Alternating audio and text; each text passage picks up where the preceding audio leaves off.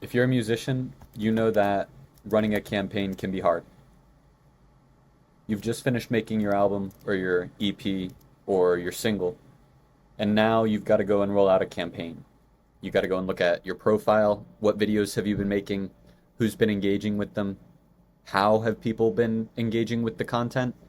And then you've got to try to fit them all into little segments where you can start to create different plans and content categories for your content calendar and find a bunch of influencers that you can try to create partnerships with that might align with the same segments or might have overlapping fans. That's why we built Recoup, so that you can run your campaigns on autopilot. You just put in your profile and we scrape all that data for you. We look up all of your videos, we look up how they've been performing, we look up who has been engaging, and then we group them into these segments so that you can select a segment, and then we generate a campaign report around that and recommend to you brand partnerships going into your campaign.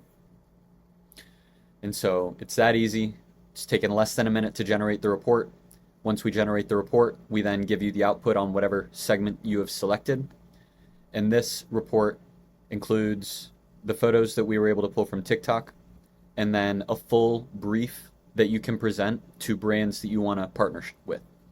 And it'll break down your segment, in this case, dark side aficionados.